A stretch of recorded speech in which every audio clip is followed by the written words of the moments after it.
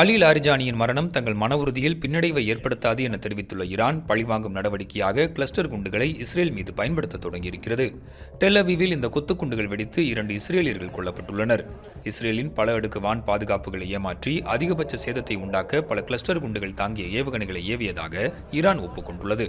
குறிப்பாக Tel Aviv அருகே உள்ள ஒரு பகுதியை குறிவைத்து கொரம் ஷகர் 4 மற்றும் கத்தர் போன்ற கிளஸ்டர் குண்டுகள் தாங்கிய ஏவுகணைகளை ஏவி தாக்குதல் நடத்தியதாக ஈரானின் புரட்சிகர காவல்படை அறிக்கை வெளியிட்டுள்ளதாக ஊடகங்கள் கூறுகின்றன. உயர்மட்ட பாதுகாப்பு அதிகாரி அலி லாரிஜானி கொல்லப்பட்டதற்கு பதிலடியாக இந்த தாக்குதலை நடத்தியதாக புரட்சிப்படை விளக்கியுள்ளது.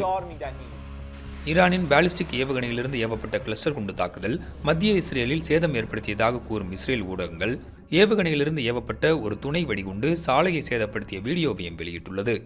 இஸ்ரேலுக்கு எதிரான முந்தைய தாக்குதலில் ஈரான் இந்த கிளஸ்டர் குண்டுகளை ஏவி தாக்குதல் நடத்தியுள்ளது.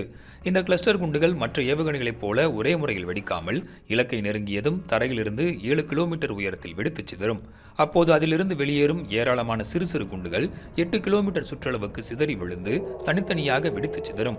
வெடிக்காமல் தரையில் விழும் கிளஸ்டர் குண்டுகளை மிதித்தாலோ தொட்டாலோ வெடித்து சிதறக்கூடிய வாய்ப்புகள் அதிகம்.